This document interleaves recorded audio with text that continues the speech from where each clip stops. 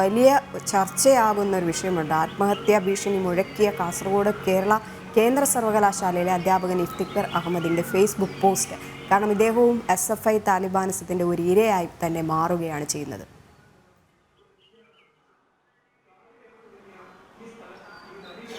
തീർച്ചയായും ഇഫ്തിഖർ അഹമ്മദിന്റെ ഇന്നലത്തെ ഫേസ്ബുക്ക് പോസ്റ്റാണ് ഇന്ന് സമൂഹ മാധ്യമങ്ങളിലൊക്കെ തന്നെയും ഏറെ ചർച്ച ചെയ്യുന്ന ഒരു കാര്യം.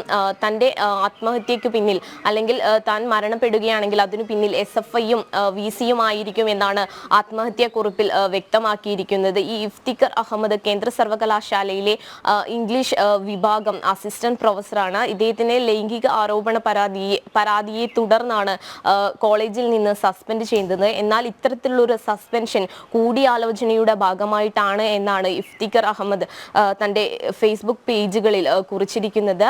താൻ നിരപരാധിയാണെന്ന് കണ്ടെത്തിയിട്ടും അത്തരത്തിലൊരു കണ്ടെത്തൽ ഉണ്ടായിട്ട് പോലും കോളേജിൽ തിരിച്ചെടുക്കുകയാണ് ഉണ്ടായത്. എന്നാൽ പിന്നീട് വിദ്യാർത്ഥി സംഘടനകളുടെ പ്രതിഷേധത്തെ തുടർന്ന് വീണ്ടും ഇദ്ദേഹത്തെ സസ്പെൻഡ് ചെയ്യുന്ന ഒരു സംഭവമാണ് ഉണ്ടായത്.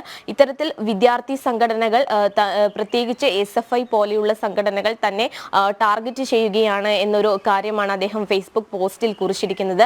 ഇതിൽ പ്രധാനമായും അദ്ദേഹം എടുത്തു പറഞ്ഞിരിക്കുന്നത് തനിക്കെതിരെ പരാതി ഉന്നയിച്ച ഇത്തരത്തിൽ ആരോപണം ഉന്നയിച്ച വിദ്യാർത്ഥികൾ SFIയുടെ ഭാഗമാണ്. ഈ വിദ്യാർത്ഥികളുടെ പേരുകൾ അടക്കം തൻ്റെ ഭാര്യയുടെ കയ്യിൽ താൻ നൽകിയിട്ടുണ്ടെന്നൊരു കാര്യം അദ്ദേഹം വ്യക്തമാക്കിയിട്ടുണ്ട്. കൂടാതെ തന്നെ 2 പ്രമുഖ പത്രങ്ങൾക്കെതിരെയും അദ്ദേഹം പത്രത്തിൻ്റെ ബ്യൂറോ ചീഫുമാർക്കെതിരെയും അദ്ദേഹം ആരോപണം ഉന്നയിച്ചിട്ടുണ്ട്. മാധ്യമം, ദേശാഭിമാനി തുടങ്ങിയ പത്രത്തിലെ ബ്യൂറോ ചീഫുമാർക്കെതിരെയും അദ്ദേഹം തൻ്റെ ഫേസ്ബുക്ക് പോസ്റ്റിൽ ആരോപണം ഉന്നയിച്ചിട്ടുണ്ട്. താൻ നിരപരാധിയാണെന്ന് തെളിഞ്ഞിട്ട് പോലും ഇത്തരത്തിൽ തനിക്കെതിരെ നടപടിയെടുത്തത് തന്നെ മാനസികമായി തളർത്തി എന്നാണ് അദ്ദേഹത്തിൻ്റെ ഫേസ്ബുക്ക് പോസ്റ്റിലുള്ളത്.